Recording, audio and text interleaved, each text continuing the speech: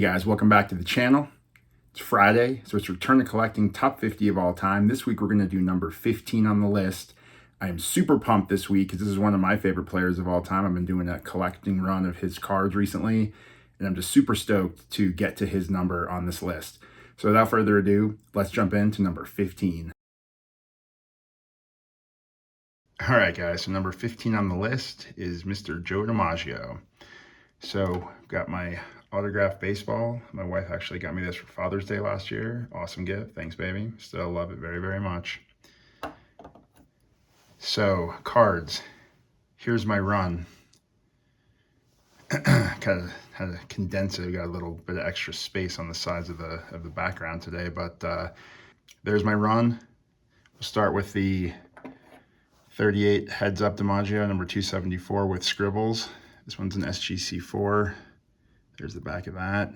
It's considered his kind of main rookie card. He does have the 36 Worldwide Gum. Much rarer card. It's a Canadian issue, so this is kind of more of his first major rookie card. His 39 Play Ball. This one's in a PSA 6. It's just a really cool image. Simple card, but great looking card nonetheless. There's the back of that one.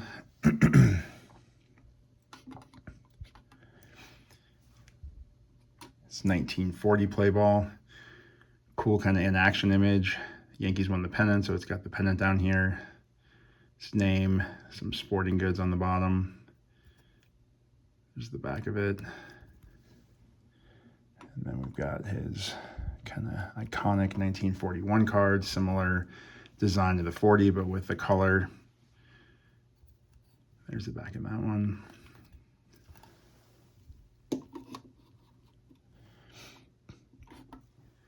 Got the 1948 Leaf Joe DiMaggio, 48-49 Leaf Joe DiMaggio.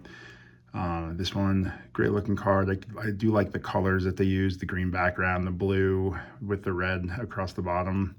Good looking card. This is his first post-war card.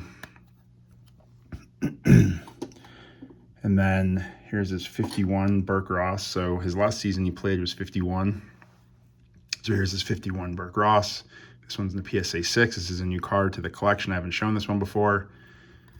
There's the back of it. But then I also picked up the 52 Burke Ross because even though 51 was his last season, like with modern cards, this card has stats on it. So the 52 Burke Ross actually has his 51 batting average on it. So I figured this is sort of his last playing days card. Sort of like when a player now retires and then the next season has a card with his final year stats. That's what I was thinking with this. So here's the 52 Burke Ross. And then SGC7, also another new card to the collection that I haven't shown before. So hope you guys enjoyed that. A couple new cards, plus the full run of the Joe D's all in one place. So Giuseppe Paolo DiMaggio was born on November 25th, 1914 in Martinez, California, a suburb of San Francisco.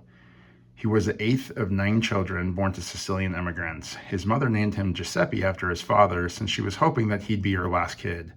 DiMaggio's father was a fisherman, and he expected all of his boys to be fishermen. Joe hated the smell of fish. Cleaning his father's boat nauseated him. To get out of work duty, he started playing baseball after school. His father wasn't a fan and called him lazy and good for nothing. Joe continued to play baseball through the beginning of high school. He then dropped out and worked odd jobs to stay off his father's boat.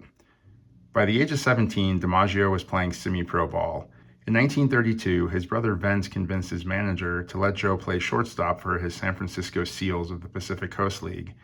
In less than 2 short years, Joe D went from playing on playgrounds to playing AAA. In 1933, his first full season with the Seals, he had a 61-game hitting streak, foreshadowing things to come. He injured his knee in 1934 and sat out the season. When he came back in 1935, he hit .389 with 34 home runs and 154 RBIs, leading the Seals to a league title. He won the league MVP that year. DiMaggio made his major league debut on May 3rd, 1936 with the Yankees, batting ahead of Lou Gehrig. Damn, that must have been intimidating. The Yankees hadn't been to the World Series since 1932. Once Joe D joined the team, they won the next 4. As a side, over his 13-year career, he won 9 World Series. That's a .692 World Championship percentage. Not bad. Joe D went on to have an incredible career, including his record-breaking 56-game hitting streak in 1941. But not only was he a great hitter, he was also a great fielder as well. Yankee play-by-play announcer Arch McDonald gave him the legendary nickname the Yankee Clipper, named after the newest Pan Am airliner, for how gracefully he patrolled center field. So let's dive into how great he was. And he was great, but don't take my word for it. Joe D was the greatest ball player. To caveat, DiMaggio had a 13-year career, cut short by losing 3 years in his prime to World War II. So not only was he a great ball player, he was also a war hero. Well, he was really an American hero. His awards include 3-time MVP, 9 World Series titles, second only to Yogi Berra, 13-time All-Star, which was every season that he played, 2-time batting leader, Major League Player of the Year, and of course his 56-game hitting streak in 1941, a record that will likely never be broken. As a kid, I would look at DiMaggio's career stats and wonder why the old-timers held him in such high regard. When I look at his stats now, they are incredible, taking into account the consistency in short career. They really shine when you look at it from an average per season. For his career, he had 1,390 runs scored, but averaged 107 per season. 2,214 hits, averaging 170 per season. 389 doubles, averaging 30 per season. 131 triples, averaging 10 per season. 361 home runs, averaging 28 per season. But as a righty, he lost tons of home runs at Yankee Stadium due to the deep left field. Actually, Bill James calculated that he lost more home runs due to his home park than any other player in history. He had 1,537 RBIs, averaging 118 per season. Only 369 career strikeouts. That's averaging about 28 per season over his entire career. He batted .325 for his career. He had a .579 slugging percentage, putting him 14th all-time, and a .977 OPS, putting him 16th all-time. As I mentioned earlier, Joe D also had a great postseason career. He went to the World Series 10 times in 13 seasons and won 9 of them, losing only once to the Cardinals in 1942. DiMaggio retired after the 1951 season. Upon retiring, he said, "When baseball is no longer fun, it's no longer a game, and so I've played my last game." He famously married Marilyn Monroe in 1954. His number 5 was retired by the Yankees in 1952. DiMaggio was elected to the Baseball Hall of Fame in 1955. In 1968, he was hired as a vice president of the newly relocated Oakland A's. He helped out as a hitting coach as well to Reggie Jackson, Sal Bando, and Joe Rudi. These guys became the hitting core when the A's won 3 consecutive series from 1972 to 1974. After his baseball executive career was over, DiMaggio became spokesman for Mr. Coffee, Bowery Savings Bank, and Cross Keys Village. He also helped raise over $4 million for the Joe DiMaggio Children's Hospital in Hollywood, Florida. He was awarded the Sports Legend Award by the American Sports Writers Association. His award was presented to him by longtime fan Henry Kissinger. DiMaggio died on January 19, 1999 from lung cancer. Some quotes by Joe DiMaggio. "I'd like to thank the good Lord for making me a Yankee." Probably my favorite of his. "If I were sitting down with George Steinbrenner to discuss salary, and based on what Dave Winfield got for his statistics, I'd have to say, George, you and I are about to become partners." That's a good one. At his Hall of Fame induction, he said, "Now I've had everything except for the thrill of watching Babe Ruth play."